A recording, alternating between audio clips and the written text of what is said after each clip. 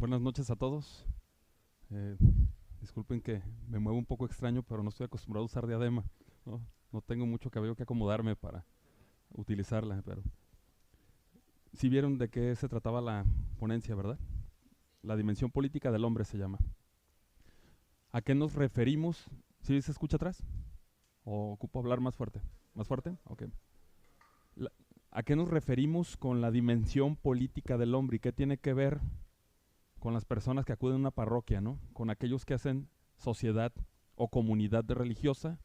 Es la intención principal de esta plática. Voy a iniciar por el final. Voy a iniciar con un epílogo. Como ustedes saben, un epílogo es la parte final de un discurso o de una investigación literaria. ¿Cuál es el epílogo que voy a utilizar? No es mío, es de Juan Donoso Cortés, un pensador español, político, y que incluso fue asesor en temas de doctrina social del Papa León XIII. En la conformación de la encíclica, una de las más importantes de León XIII, que tiene que ver con la sociabilidad del hombre y la justicia en la sociabilidad del hombre, es la Rerum Novarum. Eh, Juan Donoso Cortés fue asesor en la conformación de esta encíclica del Papa. Entonces es un pensador importante de cual, cuando voy citando a los autores, voy haciendo sin decirle una recomendación de introducirnos a ellos, ¿no? Tiene dentro de sus muchas obras una que nombra Ensayos sobre el catolicismo, el liberalismo y el socialismo. Es una obra de mucha actualidad, aunque él fue del siglo antepasado y un poco del pasado, pero es de mucha actualidad porque nos sirve para distinguir la respuesta política que debe de hacer una persona de fe, ¿no? O toda persona, aunque no tenga incluso fe. Entonces sería bueno adentrarnos a este escrito de Juan Donoso Cortés. Inicia diciendo que detrás de toda cuestión política va siempre envuelta una cuestión teológica. Y mi intención el día de hoy es platicar con ustedes sobre nuestra participación en lo que es la verdadera política y cómo verdaderamente hay una cuestión teológica envuelta, o cómo la percepción que tengamos de Dios aplica en nuestra operación en la política, aplica en nuestra actividad, en cómo nosotros hacemos política, podemos hacer política.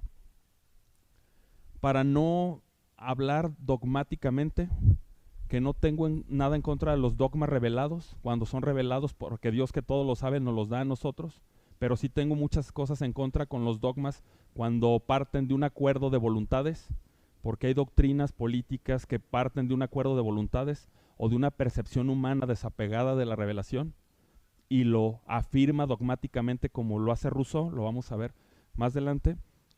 Voy a tratar de explicar de manera general los tres principios más clásicos de la actividad política del ser humano. Como ustedes saben, los grandes teóricos del conocimiento occidental son los griegos, y el gran pensador de los griegos es Aristóteles. Aristóteles da una definición del ser humano después de conocer al ser humano. Dice que el ser humano es un zoon, logón, politikón. Zoon de animal, ¿no? Dice es un animal, es decir, está animado, es decir, está vivo. Cuando dice logón se refiere a lo que nosotros traducimos como logos.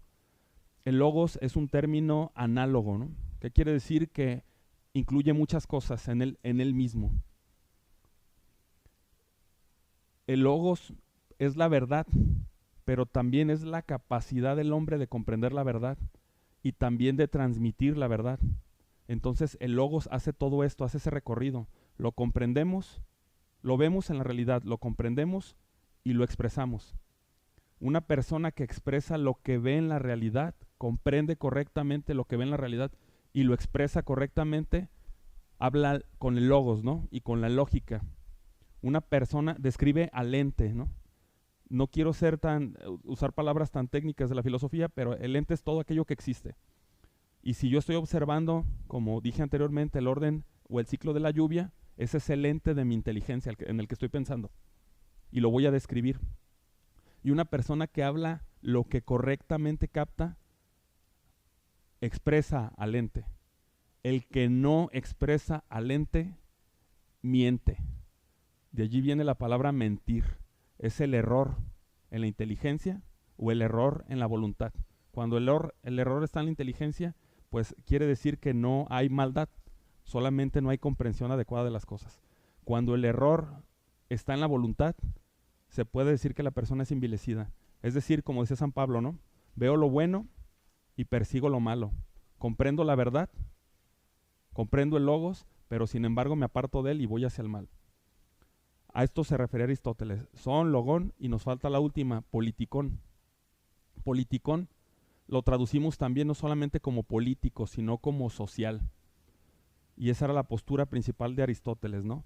Él definía la naturaleza humana de esa manera. El son, logón, politicón. Pero hay otras definiciones muy posteriores a Aristóteles, sobre las que descansan las nuevas doctrinas políticas, incluso la que malmente llamamos política actualmente y consideramos que eso es la política, ¿no? Cuando hablamos de los partidos políticos. Es el nacimiento del liberalismo, que suena positivo porque trae el término libertad, y generalmente la libertad nos suena bien, nos suena natural en el ser humano, pero ahí está el truco precisamente, ¿no? En utilizar una palabra que tiene un contenido generalmente noble, bueno, pero utilizarlo de otra forma. ¿Qué dicen estos pensadores?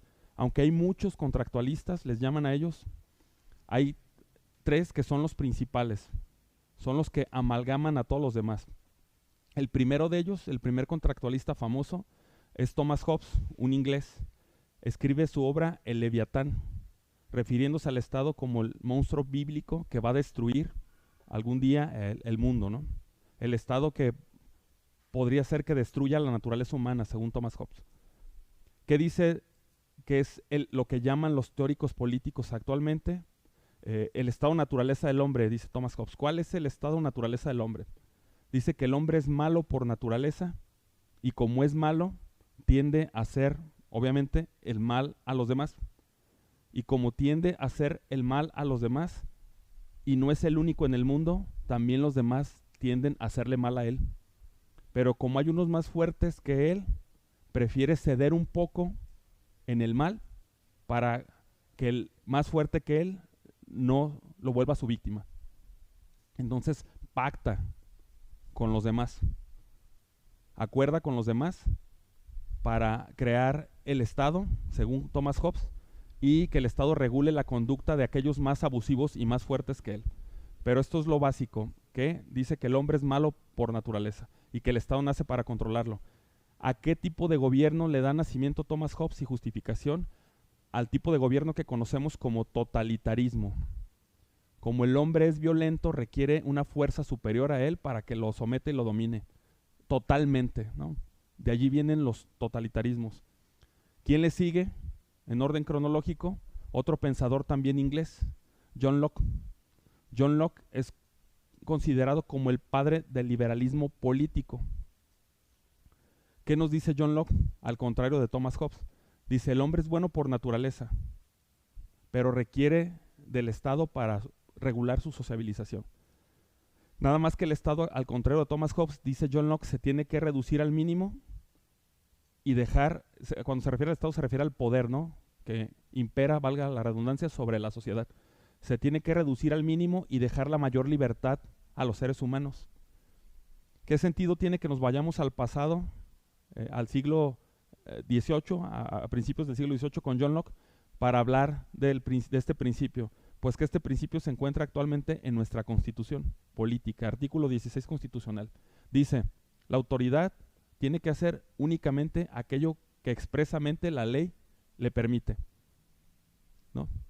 Y la ley lo limita, como diría John Locke. Dice, y el ciudadano en cambio puede hacer todo aquello que la ley expresamente no le prohíbe. Entonces la influencia de John Locke y del liberalismo vive, palpita en nuestra constitución política.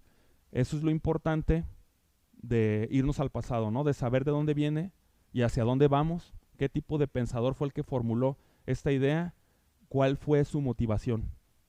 Y el tercero, más radical pensador, es Rousseau, ¿no? Rousseau ya iba a decir francés, pero creo que es suizo, ¿no? Rousseau. Entonces, ¿qué dice Rousseau del estado de naturaleza del hombre? Dice Rousseau también que el hombre es bueno por naturaleza, pero que la sociedad lo corrompe. Pongan mucha atención a esa parte porque es fundamental, ¿no? El hombre es bueno por naturaleza, pero la sociedad lo corrompe. Y la sociedad pues es una suma de hombres que son buenos por naturaleza. Ahí hay una explicación un poco mágica que no nos dice que la suma de hombres buenos, ¿de dónde sacan la maldad, no? Es como dan un salto epistémico, diríamos, un poquito en filosofía. Entonces la sociedad lo corrompe y para que no lo siga corrompiendo se requiere crear el Estado. Pero ¿cómo se crea el Estado? De acuerdo a la visión de Rousseau, con la voluntad del buen hombre, ¿no? Del hombre que es bueno naturalmente. Se refiere al buen salvaje. ¿Cuál es la connotación teológica que nos plantea Rousseau al decir que el hombre es bueno por naturaleza? Pues que el hombre, como nació bueno, no requiere ser redimido por nadie, ¿no? No nació con ningún pecado de origen, ningún pecado original. Entonces automáticamente Rousseau está negando un dogma cristiano y lo está cambiando. Nosotros creemos en la Inmaculada Concepción de la Virgen. Rousseau cree en la Inmaculada Concepción del hombre. O sea, el hombre nació bueno por naturaleza. Niega la naturaleza del pecado. Eso generalmente es el planteo de los principios para hablar sobre teoría política. Hay uno que siempre lo dejan fuera, ¿no? Y que lo obvian. Pero yo suelo decirlo. Para mí hay un cuarto principio. Es aquel que dice que el hombre es bueno porque fue creado por Dios y Dios no hace nada malo, pero está herido por el pecado y es lo que lo hace tender al mal. Para quien no le gusta, cuando hablamos de política, escuchar esta parte, digo, bueno, el hombre es bueno como dice Rousseau, pero tiene una tendencia hacia el mal. Y le quitamos lo teológico, ¿no? Pero tiene sentido porque opera el hombre en el mundo, ¿no? Y opera este principio.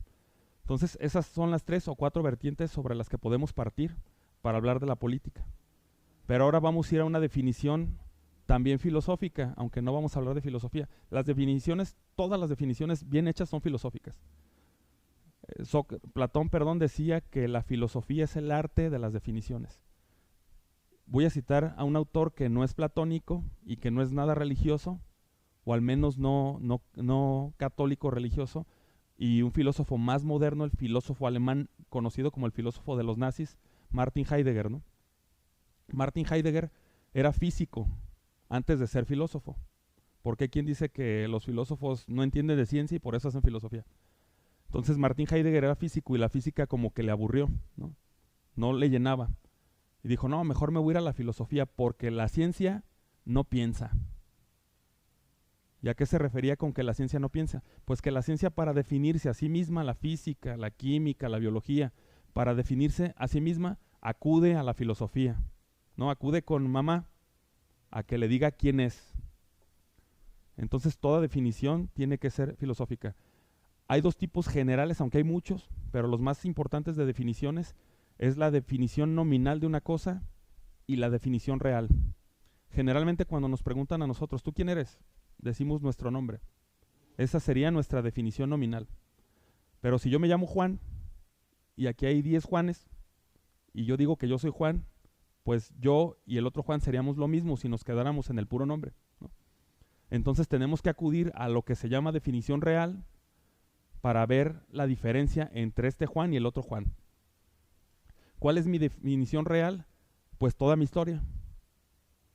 ¿Dónde nací? ¿Quiénes son mis padres? Si tengo hermanos, si no tengo, ¿quiénes son mis hermanos? ¿Cómo me fue? ¿Cuántos ceros saqué en la primaria? ¿Cuántos 5 en la secundaria? Está mi hermana ahí que no me deja mentir, ¿no? ¿Cómo me fue, no? Todo eso me hizo lo que soy. Mis errores, mis aciertos, me hicieron lo que soy. Entonces, si quiero definirme realmente, tengo que decir todo lo que soy. Así son las definiciones también. La real y la nominal. Entonces empezamos por la nominal. Política. ¿De dónde viene la palabra política? Nos vamos a la etimología. Política viene de polis. Polis, una palabra griega. ¿Qué era la polis? La polis era la ciudad para los griegos. Pero también hay que explicar, no una ciudad física, ¿no? No, por ejemplo, la ciudad de Guadalajara, ¿dónde se encuentra? No, en occidente de México. No era lo físico. Por eso le llaman Acrópolis a la ciudad protegida, ¿no? Que tenían los griegos, de la que todavía conserva la humanidad restos, las ruinas. Sino que era más bien el espíritu que hacía a un pueblo unirse, que lo hacía estar en común. Eso era la polis. las actividades y la interacción que tenía una persona con otra. Dice Aristóteles y decían los griegos, ¿no? Aristóteles, como les digo, es realista, le llaman realista a esa filosofía también junto con Santo Tomás, porque el realismo parte de un hecho real. Por eso le llaman realismo. ¿A qué me refiero con un hecho real? Kant le dice fenómeno, ¿no? El fenómeno es a lo que yo me enfrento. En este momento me enfrento al atril, que es real, ustedes lo ven, yo lo veo, y después de conocerlo, después de conocer la realidad, lo describo, no antes, sino hasta que lo conozco. Ya que lo revisé, ya que supe de qué está hecho, por qué está hecho, para qué está hecho, quién lo hizo, teorizo y digo, esto se va a llamar atril. Y todo lo que cumpla con estas características se va a llamar atril. Este es café, puede haber uno negro, pero va a seguir siendo un atril. La diferencia es que este es un atril café y el otro va a ser un atril negro. Ese color, le llaman en filosofía, es un accidente, ¿no? Pero lo sustancial es las 4 causas que hacen ser una cosa. ¿De qué está hecho? ¿Quién lo hizo? ¿Qué es? ¿Y para qué lo hizo? Entonces, por eso Aristóteles, al enfrentar la realidad, es donde nace la filosofía realista. Porque les digo que no empezamos dogmáticamente, ¿no? Sino que explicamos todo para saber por qué defendemos la postura aristotélica. Las idealistas, en cambio, no tienen que tener contacto con la realidad. La construyen desde la mente. Hay distintas formas de filosofía. Hegel desde la lógica, como les dije anteriormente, Nietzsche desde la voluntad, ¿no? Entonces van dividiendo al hombre en pedacitos y sobre esos pedacitos construyen una filosofía. La polis, la ciudad, se componía como se componen las ciudades actuales, los conjuntos humanos actuales. Se componían de grupos humanos más pequeños, más elementales, menos perfectos, dirían los griegos. Esos grupos les llamaban aldeas, ¿no? Nosotros les podemos llamar grupos sociales, sociedad civil organizada, gremios, sindicatos, todos los grupos que tengan alguna operación pública, como gusten llamarlos, forman a la ciudad. Y esos grupos, lo que nutre a esos grupos de personas, pues es la fuente de donde nacen las personas, que es la familia, padre y madre, porque hasta ahorita son los únicos que pueden tener, que pueden producir un humano más, ¿no? Entonces se van de lo general a lo particular, los griegos, para definir y entender qué es la ciudad, qué es la polis y cómo debe de operar la política. Ya que se dan cuenta que la familia se compone de individuos, pues empiezan a estudiar la naturaleza del individuo. Decimos que Aristóteles decía, un zoon logón politikon, un animal vivo, social y político. Perdón, racional y político. ¿Por qué Aristóteles creen que dijo que el hombre era primero un ser vivo? Porque lo vio, ¿no? Dijo, se enfrentó con la realidad, camina, piensa, yo también lo hago, está vivo y lo ve pensar. Algunos pensamos mal, otros piensan muy bien, pero lo vio pensar y dijo, también es racional, ¿no? Y lo vio socializar, y no me refiero al fin de semana con los amigos, ¿no? Sino que lo vio que era un indigente social. La palabra indigente es que es necesitado de los demás. El hombre para existir necesita de los demás. Como dije al principio, padre y madre. Sin padre y madre y esa unión, pues simplemente no existiría. Entonces su propia existencia, su naturaleza, es un resultado de la sociabilidad. Cuando es un bebé, sigue siendo indigente. Toda la vida somos indigentes. Requiere las cosas más elementales, ser alimentado, ser cuidado por los padres. Entonces sigue siendo social. Cuando se vuelve adulto, tiene lazos que lo unen con los demás. Habla, ¿no? También es un ser que tiene logos, les digo, que habla. Y cuando hablamos para comunicarnos. Nuestra propia naturaleza está echada hacia afuera para comunicarnos con los demás. Y si no hubiera demás, no tendría sentido que habláramos y que socializáramos, ¿no? Entonces cuando Aristóteles enfrenta eso, dice, entonces el hombre es un ser social y político. Perdón, repito, un son logón politikon, un ser vivo, racional y político que socializa con los demás. No lo construyó con su mente, porque ¿quién dice actualmente? No, pero esa definición de Aristóteles ya está rebasada. Pues yo sigo viendo a los hombres vivos, pensando y socializando, ¿no? Si están rebasadas, no sé a qué se refieren cuando dicen que está rebasada. Entonces así se constituía la polis. Y como se constituía así, querían que siguiera siendo así, ¿no? Querían mantenerla viva a la ciudad. y querían mantener los lazos estrechos de los seres humanos. Entonces, así es como nace la ley. La ley lo que debe de regular es la naturaleza humana, es respetar lo que naturalmente se da en el mundo.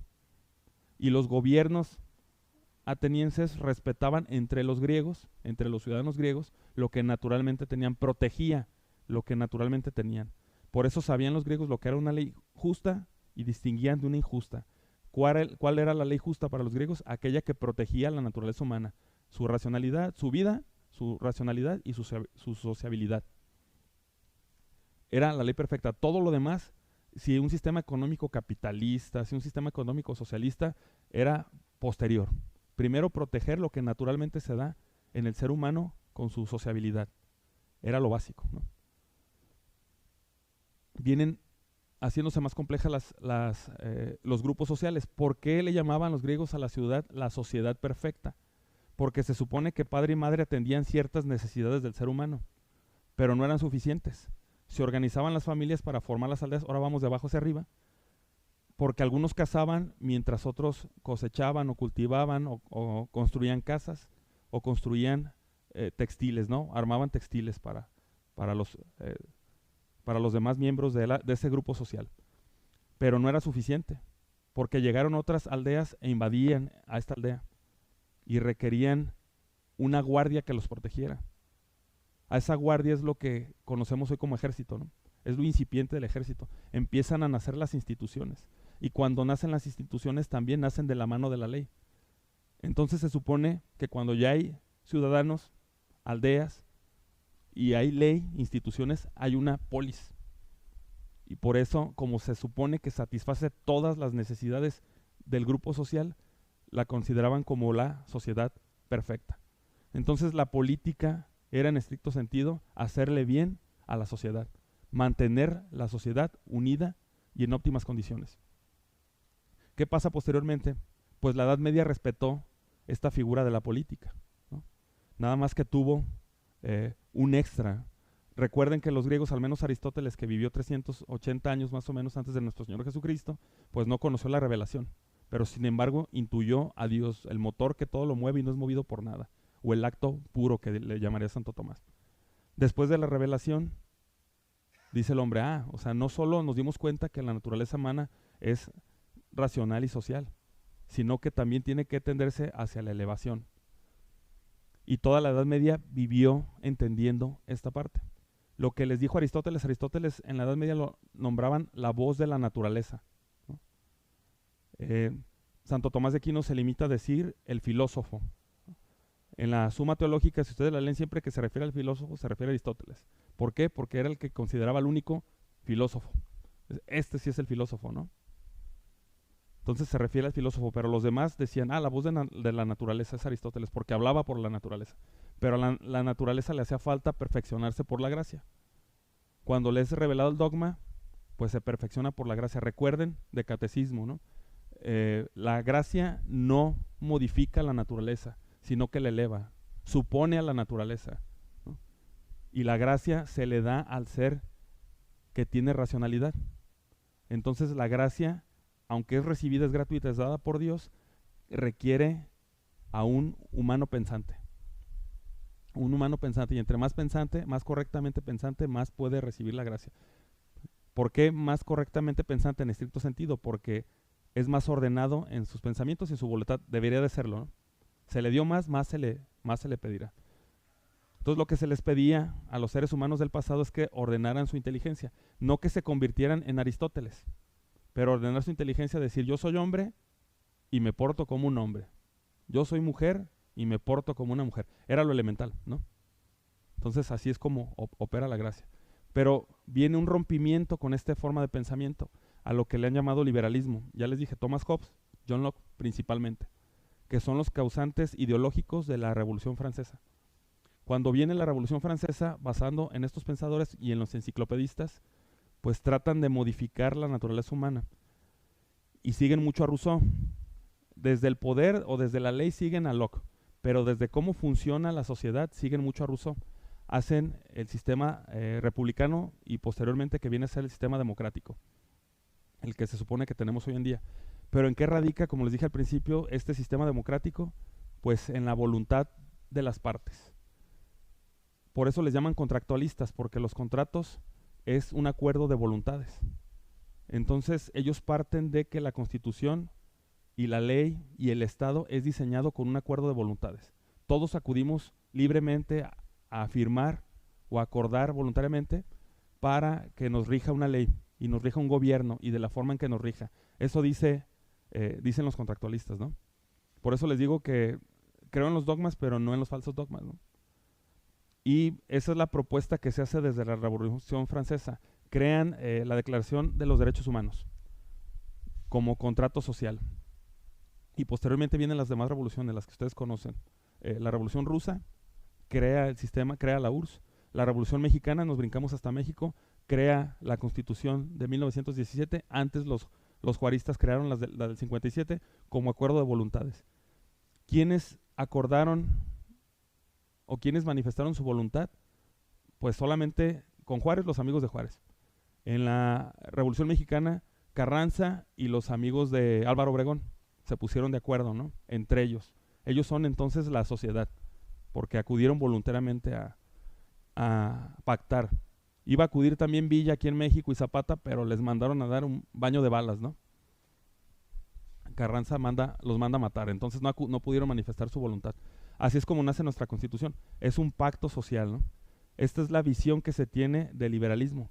Dicen que el hombre es libre de todo y aunque no lo digan es libre incluso de su propia naturaleza. Lo que decía Aristóteles, como les comenté hace rato, era que el hombre tenía que respetar la naturaleza y toda ley que fuera justa tendría que proteger y hacer que esa naturaleza se expandiera. Acá no. Acá se crea la naturaleza desde una constitución. Y cuando separan la ley y el poder de la naturaleza humana, crean o piensan crear y diseñar la naturaleza humana desde la ley. ¿Cuál es el problema? Pues nos enfrentamos actualmente a muchos de ellos, ¿no? La visión de la ingeniería social, a esto le llaman ingeniería social, porque la sociedad no crea el poder desde abajo. No me refiero ahorita todavía a la democracia, pero no lo crea de su propia naturaleza, sino que un grupo, una camarilla de ilustrados, la crea desde arriba y diseña al hombre cómo debe de ser, cómo debe de hablar, cómo debe de pensar, cuándo puede decir todos y todes, o todas, ¿no? O sea, te enseñan hasta hablar desde la Constitución. Ese es el problema, el gran problema del liberalismo, lo que algunos le llaman progresismo, que el progresismo no es más que un hijo descastado del liberalismo. Y el progresismo es evidentemente más radical que el liberalismo, ¿no? No recuerdo exactamente el pensador, pero dice que a un socialista le extrañó que su hijo se convirtiera en anarquista. Le dice, pues si tú rompiste el primer orden y tu hijo heredó la ruptura de tu orden, por supuesto que iba a terminar en anarquista, ¿no? Entonces el progresismo evidentemente es un hijo del liberalismo, tenía que nacer de esa parte, de allí. Pero ¿qué tiene que ver todo esto, este diseño, con la visión de la política para el cristiano, con la dimensión política del hombre, recuerdo, al cristianismo o a la fe? Pues que la política, ya la describimos, pero tiene un fin, todo persigue un fin, todo actuar humano persigue un fin. El fin que debe de perseguir la política se le conoce como bien común. Así lo conocieron los griegos, así lo conoció la Edad Media. Incluso los revolucionarios utilizaban este término también, el bien común, el bien comunicable. ¿Cuál es el bien común? Aquello que hace que todos conservemos nuestra naturaleza, en estricto sentido. Así es como podemos comprender el bien común. ¿Por qué tengo derecho a la educación? Porque soy un animal racional y mi racionalidad se perfecciona con un primer principio, valga decirlo, ¿no? Con la verdad. Entonces mi primer derecho es el derecho a la verdad. Cuando un medio de comunicación me da mentiras, está violando uno de mis derechos que emana de mi propia naturaleza, el derecho a la verdad. ¿Por qué la verdad? Porque si pienso en el error no estoy pensando correctamente. Y se supone que lo que debe de hacer la ley es ayudarme a perfeccionar mi naturaleza. El primer derecho que tengo es a la vida, porque si no estoy vivo, pues no tengo ningún otro derecho. Y todo lo que proteja, garantice, mejore mi vida, se desprende de ese derecho. ¿Por qué tengo derecho a la salud? Porque la salud me ayuda a conservar mi vida. Se desprende de mi vida el derecho a la salud. ¿Por qué tengo derecho a la seguridad? Porque alguien puede privarme de la vida. Entonces protege mi vida, ¿no? ¿Por qué tengo derecho a una familia? Porque soy necesitado social, porque requiero a mi familia para nacer de ella.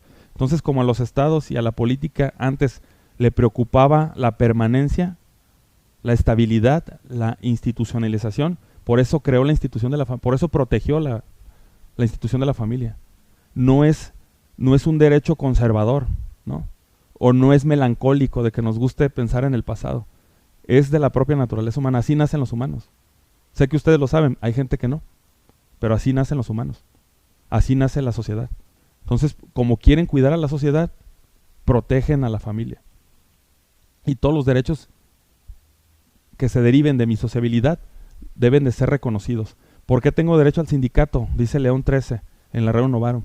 Pues porque mi naturaleza es social y en el sindicato nos protegemos ante cualquier abuso del patrón, ¿no? ¿Por qué tengo derecho al gremio? Porque parte de mi naturaleza, que es social, que requiere también la producción, la transformación del mundo, me hace tener conocimientos técnicos, pero no me basto a mí mismo con mis conocimientos técnicos. Tengo que interactuar e intercambiarlos con los demás. Si yo soy electricista y me junto con un grupo de electricistas, vamos a perfeccionar nuestros conocimientos. Ellos van a conocer algo que yo no conozca. Entonces así nacieron los gremios. Desde la Edad Media existen todavía así, cada vez más debilitados, ¿no? Cuando viene el liberalismo y hace este rompimiento de la sociedad, primero rompe para después unir. Hasta este rompimiento empiezan a desaparecer los grupos sociales y los gremios sociales. Y uno de los enemigos principales es la familia del liberalismo, ¿no? Porque es un resabio del pasado, de los antiguos e irracionales griegos y salvajes medievales, de acuerdo a lo que decían los liberales, ¿no? Entonces hay que acabar con todas las instituciones medievales del oscurantismo, según ellos, para que el hombre sea feliz. Y es como terminan. ¿Tenían justificación? En algún caso sí, los revolucionarios franceses en algún caso sí, ¿no? Porque habían tenido reyes que habían errado el rumbo, habían roto con la doctrina social de la iglesia, con la constitución natural de las sociedades, con la constitución natural de los estados, y se habían vuelto absolutos, el absolutismo que se le conoce, ¿no? Reyes abusivos, sí, los hubo.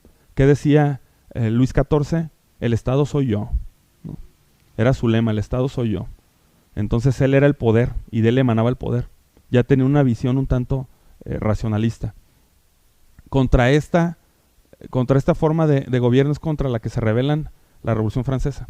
Pero por paquete dicen, no, todo el pasado, rompen con todo el pasado, cuando el pasado los reyes hispánicos no eran de esa naturaleza, ¿no? ¿Por qué? Porque respetaban a los gremios, a los grupos sociales. Y los limitaban los gremios y los grupos sociales. No tenían un poder absoluto. El rey tenía que ser un hábil político, respetando los derechos naturales de los gremios y de los grupos sociales, y hacer que su nación fuera armónica. Los tendría que mantener unidos, ¿no? Por eso el reino de Castilla, el reino de Navarra, eran reinos diferentes. Había muchos más, pero eran diferentes. Y la habilidad del rey, del gobernante, era que esas personas diferentes formaran una gran nación. ¿Por qué Isabel y Fernando son grandes reyes? Al menos en lo político. Isabel sí en lo piadoso, tengo entendido que Fernando no tanto, pero en lo político, porque crearon a España, ¿no? Unieron todos los reinos que estaban divididos en España, que eran muy diferentes, incluso a Cataluña, ¿no? Porque Cataluña llegó a ser realista con los reyes españoles. Entonces atendían las necesidades naturales, se portaban justos con todos los reinos, sí.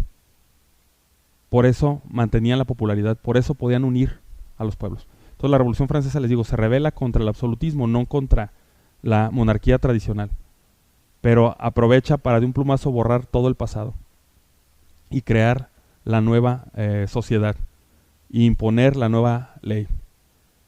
¿Qué pasa en la Revolución Rusa desde la política? Pues que cuando llega Lenin, como ustedes saben, es el principal promotor de la Revolución Rusa, copia una frase de Rousseau, ¿no? Rousseau decía, el hombre tiene que ser libre, y si no sabe ser libre, hay que obligarlo a que sea libre. Hay que darle la opción de la libertad. Y si no quiere la opción, hay que enseñarle, si se requiere por las armas, a que sea libre. Entonces, Lenin llega de una forma parecida a Rusia, y él escribe en su libro El Estado y la Revolución, no lo recomiendo que lo lean, bueno, sí, nada más para informarse, ¿verdad? Pero no para para seguirlo, dice que debe de haber unas vanguardias lúcidas.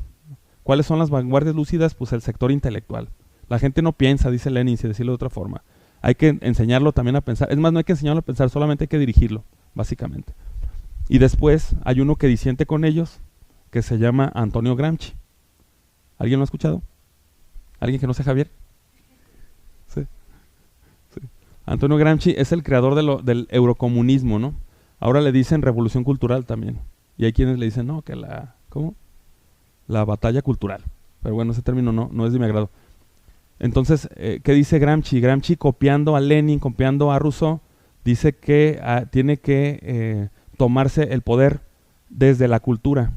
Él le dice hegemonía. Dice, tenemos que llegar a los sectores intelectuales para dominar, para comunizar los sectores intelectuales y de ahí después trasladarnos a lo que él le llama el dominio. El dominio es el poder. Ya que la gente piense como nosotros queremos que piense, el poder se nos va a dar naturalmente. Y los que estén en el poder van a pensar como nosotros pensamos. Y ya que el poder y la cultura piense como nosotros piensen, vamos a cambiar la infraestructura a la que se refería Marx. Marx, ¿qué decía que era la infraestructura? La economía. Porque para Marx el cambio estaba en lo material, un materialista, ¿no? En lo económico. Entonces dijo Gramsci, no, Marx se equivocó. Sí, el comunismo es lo que debe de imperar, pero desde abajo.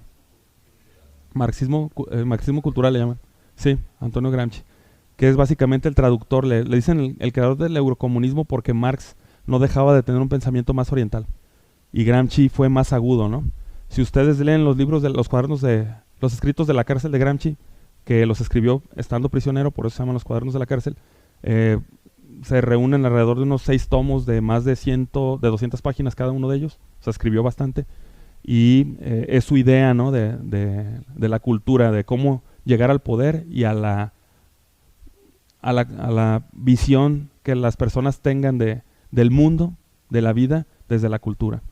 Él le llama hegemonía y el dominio. Entonces, si se dan cuenta, la construcción del mundo político, del mundo moderno, es precisamente con la invasión. Sí, pintaba muy bien. Ya después, cuando se hizo famoso, él mismo decía, no, yo no soy pintor era Rembrandt, dice, yo soy un payaso. Él lo dice en una entrevista, dice, pero a la gente le gustan las payasadas y a mí me gusta vivir, ¿no? Entonces vendo payasadas. Así, ¿cómo como arte? ¿Cómo sabemos que la política puede ser utilizada como arte?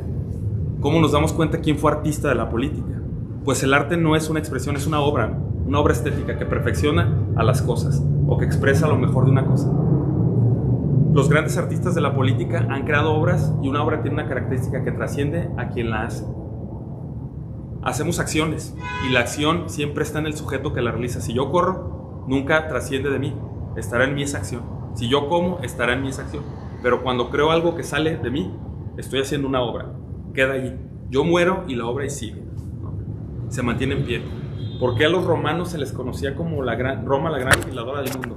Porque fueron los considerados como en el mundo occidental como que fueron los más prudentes en hacer la ley, porque se inspiraron en los griegos. El derecho es romano, germánico, canónico. ¿A qué se refieren con romano? Precisamente al corpus juris civilis, que es la base de todo el derecho. Germano, porque como ustedes saben, los germanos, los bárbaros, los hombres del norte, invadieron Roma occidental y también aportaron su derecho, lo mejor de su derecho. Había una parte que era las ordales, que era muy rudimentaria, pero aportaron lo mejor de su derecho. Y después viene el catolicismo y civiliza a lo que quedaba del mundo romano. ¿Con qué? Con su código canónico. Romano, germánico, canónico. Ese es el origen de nuestro derecho. Entonces, ¿qué hizo Justiniano? Pues una institución, una obra de arte. ¿Qué hicieron los germanos con lo que aportaron? Una obra de arte. ¿Qué hizo la iglesia con el derecho canónico? Una obra de arte. Permanece hoy en día. Por eso son artistas de la política. Entonces, quien comprende cuál es la verdadera política, logra tener saber político.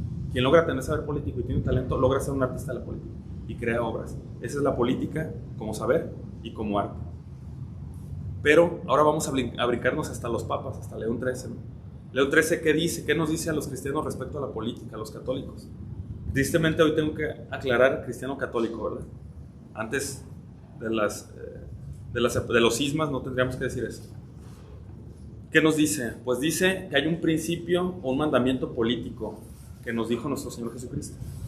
El mandamiento más político que nos dice nuestro Señor Jesucristo es el que reduce toda la ley en dos: amar al prójimo como a nosotros mismos, a Dios sobre todas las cosas y al prójimo como a nosotros mismos, en ese orden. ¿Por qué decimos que es lo más político?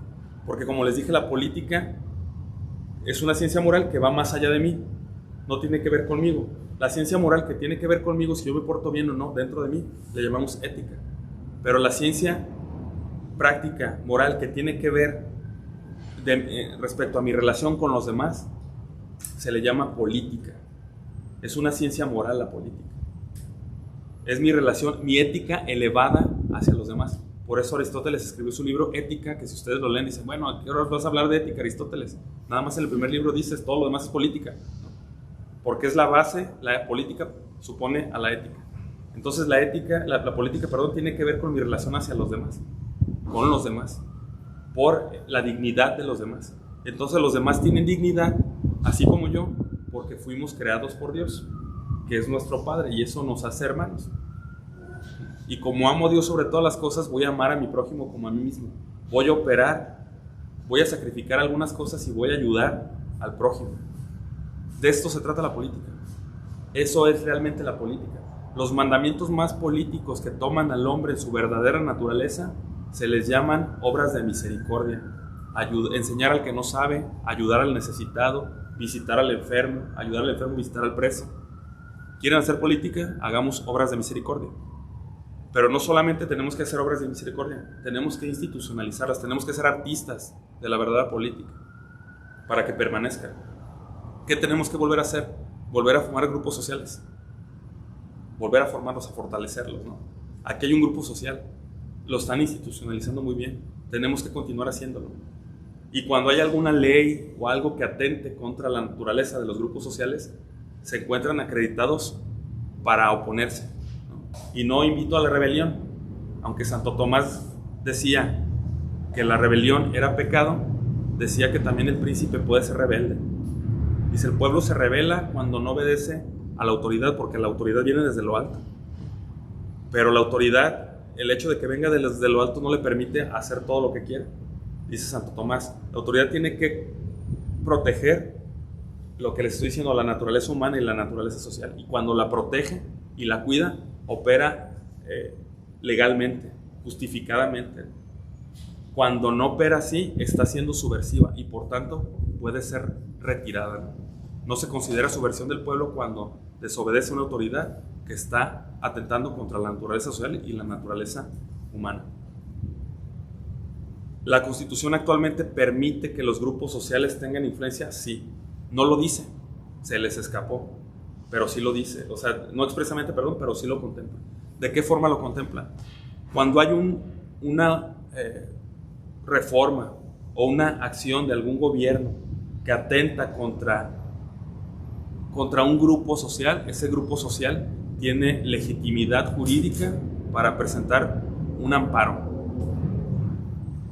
Les llaman amparos colectivos, ¿no? Aunque no te afecte directamente a ti, si hace alguna actividad que afecta a un grupo, ¿no? Alguien puede opinar. Si un grupo de ingenieros ve una obra mal hecha con dinero público, puede opinar y puede incluso presentar tiene personalidad jurídica para presentar un amparo y decir, esa obra está mal hecha y yo soy afectado porque soy ingeniero, ¿no? Yo sé, ¿no?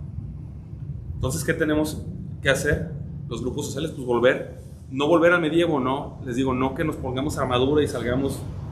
Estaría divertido, yo sé, además a alguno le interesaría a mí también, pero no es la invitación, pero sino que lleguemos a la tradición, es decir, a recibir lo que nos fue dado de las anteriores, iba a decir culturas, pero no, más bien de nuestros antepasados, ¿no? Que nos transmitan lo que funcionaba, lo que era bueno, lo que protegía la naturaleza humana, nuestros antepasados, y que nosotros la sigamos transmitiendo al futuro. De esta forma podemos fortalecernos como sociedad y ser una verdadera sociedad, ¿no? Volver como los griegos, desde la familia hasta los gremios, para tener una ciudad verdaderamente fuerte. Los gobiernos pueden gobernar como quieren, porque tienen el poder. Y no me refiero al dado desde lo alto, sino el poder democrático, el de la voluntad popular. Que no tengo nada en contra como tal de la democracia. cuando es forma de gobierno, es decir, cuando es solamente una forma de elegir a tus representantes. Pero sí tenemos problema con la democracia cuando es un fundamento de gobierno. Cuando la democracia pasa de ser una forma de gobierno a un fundamento de gobierno, cuando la mayoría o el voto quiere ponerse a decidir incluso sobre lo que es el bien, la verdad y la belleza. Allí es totalitarismo, invade la naturaleza humana. Y ese gobierno no opera legítimamente, conforme a como debería operar. No es político, es antipolítico. El liberalismo y el progresismo que hace al hombre individualista, que no le dice que está unido por la naturaleza, sino que tiene todos los derechos del mundo solamente por desearlos, nos hace separarnos, nos pulveriza como sociedad. Cada quien tiene deseos distintos. Ya no nos fijamos en que compartimos la misma naturaleza y de que debe de ser protegida, sino que todos deben de tener satisfechos sus deseos, que es algo imposible, ¿no? La economía dice que existe, que su justificación de la ciencia económica existe porque los bienes son escasos y las necesidades infinitas. Igual son los deseos infinitos y los bienes para satisfacer los escasos. Entonces, cuando se nos dice que la ley o los derechos humanos giran sobre nuestros deseos, lo único que nos están diciendo es que estamos encerrados en nosotros mismos y no hay nada que nos una y no hay bien común. Por tanto, no hay verdadera política. La invitación no es, cuando hablamos de política del cristiano, es a practicar, les digo, las obras de misericordia y a institucionalizarlas. No es a inscribirnos en el liberalismo político, en partidos políticos. Si preguntaran, por ejemplo, aunque no me pregunten, voy a responderme, la pregunta me la voy a hacer yo mismo, ¿no? ¿Tú eres de izquierda o de derecha? Yo no soy de ninguna de las dos. Las dos son hijas del liberalismo. Me dice, ¿estás de acuerdo con una nueva derecha? No, si no estoy de acuerdo con la vieja, una nueva menos, ¿no? Porque las dos son hijas del liberalismo. Se pelean entre ellas, ¿no? Es un equilibrio, es la dialéctica que le llaman, hegeliana. Primero tú, después yo. Tú destruyes, tú eres revolucionario, tú destruyes y yo conservo lo destruido. Y me llamarán conservador, ¿no? Teníamos un castillo, que era la ciudad católica, la destruyeron y tenemos que aceptarlo. Porque como dice Anacleto González Flores, el revolucionario no tiene casa, por eso juró destruir la nuestra. Y la han destruido. Y hay quienes dicen, bueno, el mal menor, y se abrazan una piedra del castillo y quieren conservarla. Y dicen, este es mi castillo, este pedazo de piedra. Y conservan un cadáver. Cuando se refieren al pensamiento del conservador, tampoco se refieren al pensamiento del católico tradicional, o del pensamiento tradicional católico, o del político tradicional. Tampoco soy conservador. No me gustan conservar momias. Recuerden que Chesterton decía que la tradición es la transmisión del fuego, no la adoración de las cenizas.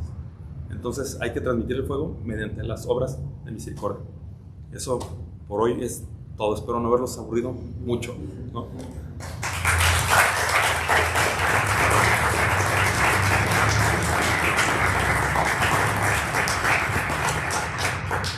Si alguien quiere participar, alguna aportación, pregunta, discusión, ¿se anima? Dice que no te gustaba el término de batalla cultural. Sí. Porque lo utilizan las personas que están paradas sobre el mismo esquema que están atacando. Me refiero principalmente a Agustín Laje, ¿no? Es muy famoso, pero él está parado sobre los mismos principios. Él tiene una visión, sí, o sea, en las batallas, por ejemplo, de la lucha a favor de la vida, es bueno darlas en conjunto, pero no podemos comprar el paquete completo, ¿no? Porque hasta las personas más honestas a veces pueden decir una mentira. Y el sistema del Laje es que él apoya el libre mercado, por ejemplo, ¿no? Y es un esquema de economía liberal, que es una de las partes que ha destruido precisamente a la sociedad orgánica, el sistema liberal. ¿A qué me refiero? El libre mercado, a veces nos confundimos y no, combatimos el comunismo porque es atea. La realidad es que si alguna escuela económica o política tiene más condenas papales, es el liberalismo e incluso el capitalismo. ¿Por qué? Porque tanto comunismo como capitalismo, a la iglesia no le importa cómo funcionan los esquemas técnicos, administrativos, pero sí le importa cómo ven al ser humano. Y los dos tienen una visión del ser humano, o sea, tienen una visión antropológica errada. El capitalismo dice que el hombre es consumidor y por eso produce mucho para que consumas y consumas y consumas. Y tu vida va a estar llena de felicidad consumiendo. Pero como siempre, la moda muere hoy y amanece mañana y vuelve a morir, pues siempre vamos a estar tras de el burro con la zanahoria, persiguiéndola. El comunismo, en cambio, dice que el hombre es productor, solo productor, reducen al hombre, ¿no? Y la escuela que defiende Agustín Lange precisamente es la escuela capitalista. No sé, no puedo asegurar que esté apoyado por por alguna industria capitalista, pero defiende esa parte. Entonces el tema de la vida, yo le veo un problema al tema de la protección de la vida apoyada desde el capitalismo. ¿Qué le veo? Porque para el socialista o el comunista, su enemigo es la moral, principalmente la moral religiosa. Y dice, no, el aborto como derecho. No es inmoral, la moral no nos importa, más allá del bien y del mal, diría Nietzsche. Como derecho, es un derecho. Y del capitalista, no Lange, pero los capitalistas como negocio. Hay una industria abortista completamente que sí lo dice Lange, que se enriquece y lo ve como negocio. Entonces los dos tienen una concepción de la naturaleza humana errada. A mí me gustaría, yo seguiría a Agustín Lange si se afirmara de soy creyente. Y sí la iglesia dice, mi razón dice, pero también no tenerle miedo a decir soy católico. Alguna vez tuve una discusión, trabajé en el Congreso del Estado y tuve una discusión con un compañero, ¿no? Y estábamos discutiendo una ley que se llamaba, le quería nombrar Storch, y era básicamente una ley de convivencia. Entonces yo tuve discusiones jurídicas con él, ¿no? Y no hablé nada de catolicismo. Pero me dijo, no, es que tú eres católico. Y se te nota. Y ¿sabes qué es lo mejor de todo? Que me gusta que se me note. Entonces te lo agradezco. Hay ¿cómo dicen? Hay ofensas que elogian, ¿no? Y ese es un buen elogio. No sé si respondía, a lo mejor me extendí más, pero sí, por eso no considero que sea adecuado la mentada batalla cultural. Son personas que combaten efectos, pero parados desde los mismos principios. ¿Alguien más? ¿Algo? Sí, me viene a la mente el tema de pecados de la carne relacionados con la sociedad. O sea, hablando de prostíbulos, hablando de la industria de la pornografía, todo eso que, por ejemplo, hay un antecedente de que en la guerra palestina-israelí, los israelitas, los judíos, pues, agarraron torres de comunicación y empezaron a transmitir a la cadena abierta de los palestinos pornografía para eliminar la moral de las tropas por el shock, por lo que presentaba y todo, usándolo como un ataque.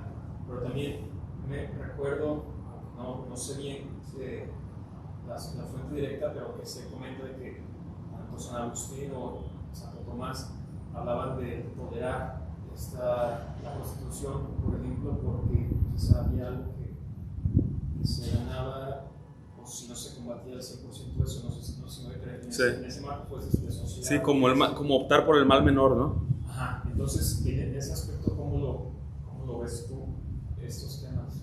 Yo diría que para no perdernos en doctrina, digo, San Agustín es San Agustín, ¿no? Pero tuvo errores también. Y no lo digo yo, ¿no? Yo quién soy para decir que San Agustín está equivocado. Pero incluso Santo Tomás le corrige la plana en muchas cosas a San Agustín. No todo lo que dijo San Agustín, o sea, San Agustín no goza de la infalibilidad papal, ¿no? Es un santo, pero se pudo haber equivocado en algunas cosas. Yo pienso que para no perdernos, es decir, ¿cuál es la naturaleza humana? ¿No? ¿Por qué somos dignos los humanos? Hombres y mujeres. Porque somos la imagen y semejanza de Dios. Todo aquello que disminuya la dignidad en el ser humano, aunque lo diga San Agustín, está equivocado. Y la prostitución disminuye la dignidad en la persona que se prostituye. Se vuelve un objeto, ¿no? Y los seres humanos no somos sujetos, somos sujetos libres. Y somos la imagen y semejanza de Dios. Podemos perder la semejanza cuando actuamos mal, pero la imagen nunca. Entonces ahí radica la dignidad. Y todo lo que atente a mí contra la dignidad humana no puede ser. Me voy a atrever a decir lo que dice San Pablo, ¿no? Anatema. Entonces esa es mi consideración, no sé si responda. Sí. ¿Qué piensa de la política que está transmitiendo al mundo Putin? Hay muchos católicos que lo ven como si fuera un héroe, como el salvador del mundo, porque está limitando, combatiendo la ideología, porque no permite todos lo que nosotros vemos como males en nuestra sociedad. Sí. Yo en lo personal, pues yo soy muy ignorante, no fui estudiosa en el tema, pero yo tengo muchas suspicacias donde un poquito que pues él incluso está promoviendo lo que viene siendo el foro de San Pablo, todo este comunismo o socialismo en Latinoamérica. Entonces, ¿qué opinión tiene de esta imagen que tiene de su política? Opinaría parecido a Agustín Laje. Tiene batallas interesantes en las que comulgaría con él, pero evidentemente su plataforma también social no la comparto, ¿no? Igual sí fue agente de la KGB, pues le tocó vivir y beneficiarse en el tiempo del comunismo, que causó más de 100 millones de muertes en los gulag, que no son tan famosos como campos de concentración como los nazis, porque no hacen películas de los gulag. Nada más he visto una en mi vida, donde sale Tom Hardy, se la recomiendo, no recuerdo el nombre, pero está buena. Pero parte de esa misma base, ¿no? Es adicto al poder, y también eso pues no es lo mejor, ¿no? O sea, opera como un rey, pero su plataforma política y social y antropológica nuevamente no es la cristiana. Tolera a los ortodoxos, por ejemplo, pero no es la cristiana. No va a restaurar la cristiandad, si eso es lo que esperamos. Porque el sistema sobre el que vivimos es amigo de China, pues, ¿no? Y no creo que a China le guste que se restaure la cristiandad. Porque China comparte muchas cosas con Rusia, y una de las cosas que comparte es el comunismo, y otra cosa que comparte también con Rusia es el capitalismo. Es un híbrido muy extraño, China. Entonces, humanamente no, su visión antropológica es igual. Les digo, en algunos casos que el hombre es para producir y en otros que el hombre es para consumir. Tienen ese híbrido extraño. Entonces, no, la verdad es que tristemente me gustaría decir que comparto la visión con un hombre poderoso de Estado como Putin, pero no creo que es la salvación de lo que queda de la cristiandad. Los católicos no debemos estar compartiendo todas esas imágenes y videos donde lo vean como un líder que necesitamos. Debemos de ser prudentes. ¿Qué es la prudencia? Le digo, o saber lo que es correcto, lo que es verdad, ¿no? Y creo que compartir con quienes sabemos que no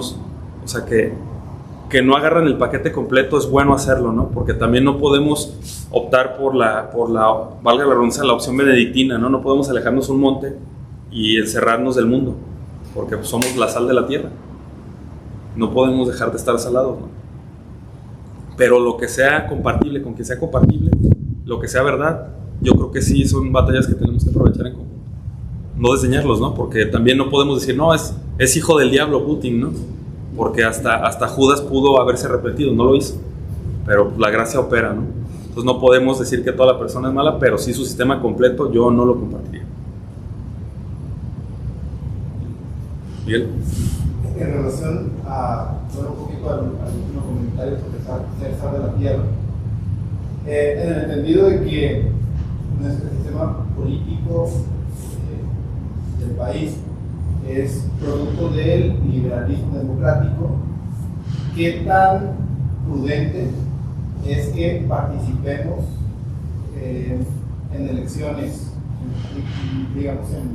digamos que en la política a nivel de Estado, ¿no? Digo, la participación de estructuras de la política nacional como partidos políticos? Es decir, porque esto, digamos, esta idea de que la política surge del liberalismo puede causar como escozor o cierto reticencia en un católico como a inmiscuirse dentro de todo esto, ¿no? Entonces, ¿qué debe hacer un católico? Participar, abstenerse, limitarse a las obras de caridad e institucionarlas, y en ese sentido, ¿qué sería lo prudente desde tu opinión? Voy a dar mi opinión, pero sí pediría que la validaran con el padre, ¿no? No quiero que vaya a sonar, les digo, el heregiómetro ahora que vaya a pitar. Yo digo que debemos de participar. Debemos de participar. Quien tenga vocación política, o sea, más allá de la política moderna, debe de participar.